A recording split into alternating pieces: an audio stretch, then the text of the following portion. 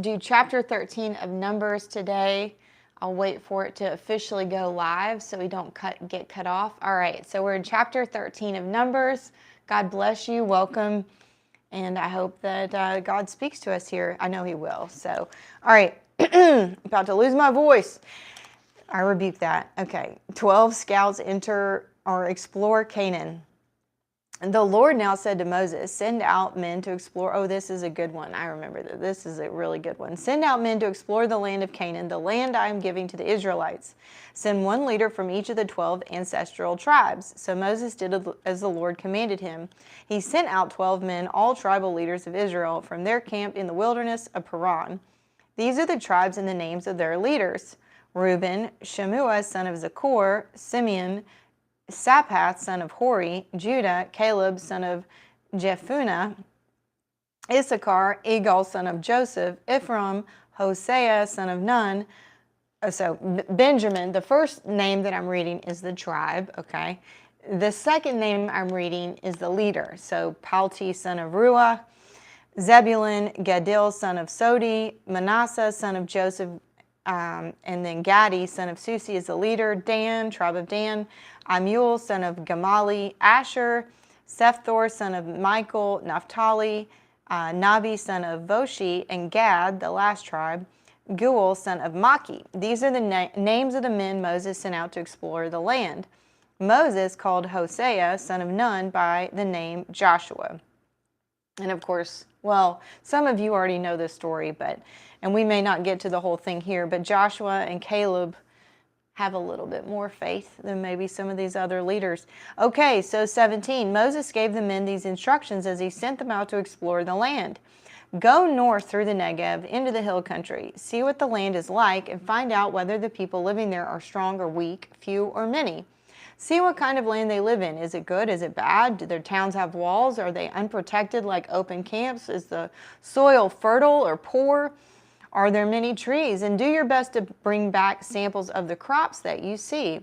It happened to be the season for harvesting the first grapes. Verse 21, so they went out and they explored the land from the wilderness of Zin as far as Rehob, near Lebo Hamath. Going north, they passed through the Negev and arrived at Hebron, where Amihab, Shishai, and Talmai, all descendants of Anak, lived. The ancient town of Hebron was founded 7 years before the Egyptian city of Zoan. When they came to the valley of Eshcol, they cut down a branch with a single cluster of grapes so large that it took 2 of them to carry it on a pole between them.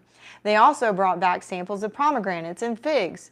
That place was called the Valley of Eshcol, which means cluster, because the cluster of grapes of the Israelite men cut there. Verse 25, the scouting report. After exploring the land for 40 days, the men returned to Moses, Aaron, and the whole community of Israel at Kadesh in the wilderness of Paran. They reported to the whole community what they had seen and shown them the fruit they had taken from the land. This was their report to Moses. We entered the land you sent us to explore, and it is indeed a bountiful country, a land flowing with milk and honey. Here's the kind of fruit it produces. But the people living there are powerful, and their towns are large and fortified. We even saw giants there, the descendants of Anak. The Amalekites live in the Negev, and the Hittites, Jebusites, and Amorites live in the hill country. The Canaanites live along the coast of the Mediterranean Sea and along the Jordan Valley. But Caleb tried to quiet the people as they stood before Moses. Let's go at once to take the land, he said. We can certainly conquer it. Okay, so as you will note here, Caleb has confidence to what? Conquer the land and do what God has called them to do.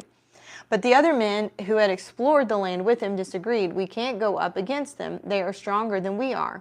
So they spread this bad report about the land among the Israelites. The land we traveled through and explored will devour anyone who goes to live there. All the people we saw were huge. We even saw giants there, the descendants of Anak. Next to them, we felt like grasshoppers, and that is what they thought too. I think that's a great place to end. Some of you know what happens. It is a great story, and this is why you should stay tuned. It's a great story of what happens when you speak truth, speak life. You trust the Lord. Maybe what you see doesn't look exactly what you feel like God has promised you, and you're like, I don't see how we're going to get from this point to this point.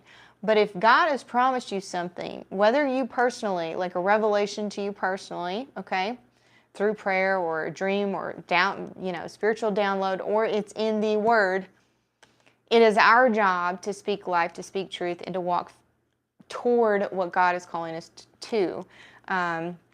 And just to do our part, to be obedient, to have that faith and trust. So stay tuned. I can't wait to see you for the next one, chapter 14. God bless you. Let me know if you have prayer requests. Leave them in the comments below, and I'll be praying for you. God bless you.